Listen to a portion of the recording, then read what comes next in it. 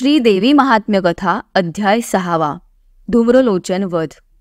जी नागराजाच्या आसनावर बसली आहे, नागाच्या फणांवरील शोभून दिसणाऱ्या रत्नहाराने जिचा देह शोभून दिसत आहे, जिची कांती सूर्यासारखी आहे, 3 नेत्रांनी जी सुंदर दिसत आहे, जिने आपल्या हातात माला, कुंभ, कपाल व कमल धारण केले आहे, जिच्या मस्तकावर अर्धचंद्राचा मुकुट शोभून दिसतो आहे, त्या सर्वज्ञेश्वर भैरवाच्या मांडीवर निवास करणाऱ्या पद्मावती देवीला नमस्कार असो।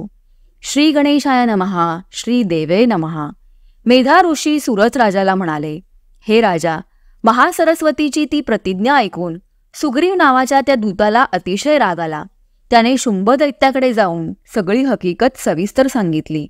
दूत म्हणाला, महाराज, मी त्या देवीला भेटून तुमचे ऐश्वर्य, तुमचा पराक्रम सांगितला, परंतु ती तुम्हाला मुळीच जुमानीत नाही। तिला तुमच्याशी युद्धच करावयाचे आहे।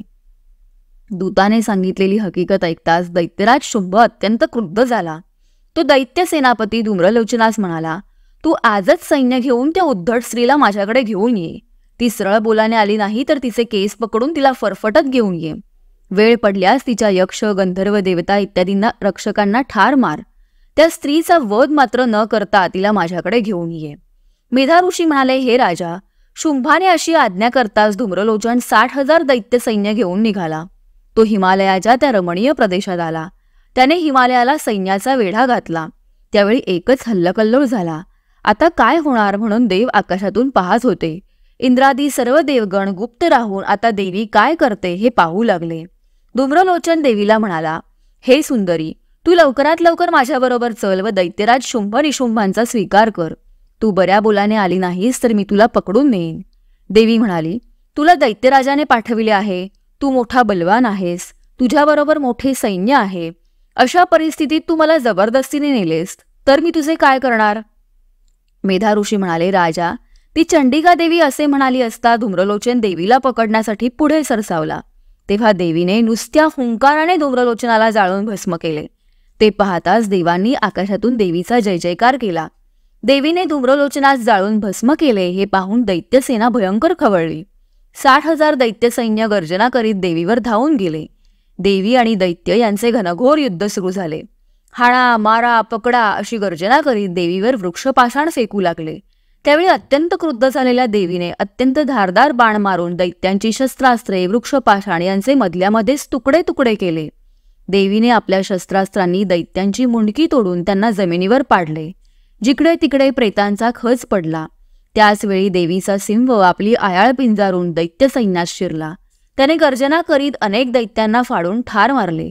आपल्या धारदार नखांनी कित्येक दैत्यांची पोटे फाडली, मस्तके तोडली। जिकडे तिकडे रक्ताचे पाट वाहू लागले।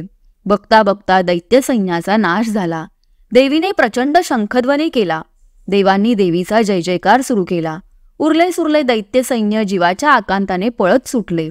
दैत्य शुंभाकडे आले व त्याला म्हणाले, महाराज, त्या देवीने नुसत्या हुंकाराने धूम्रलोचनाला जाळून भस्म केले।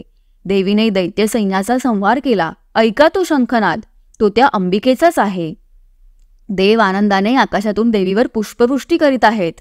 आम्ही प्राणभयाने पळून आलो। ती देवी एकटीच आपल्या सैन्याविरुद्ध रणात उभी आहे। ती अत्यंत निर्भय व बलशाली आहे। आता पुढे काय करायचे ते आपणच ठरवा।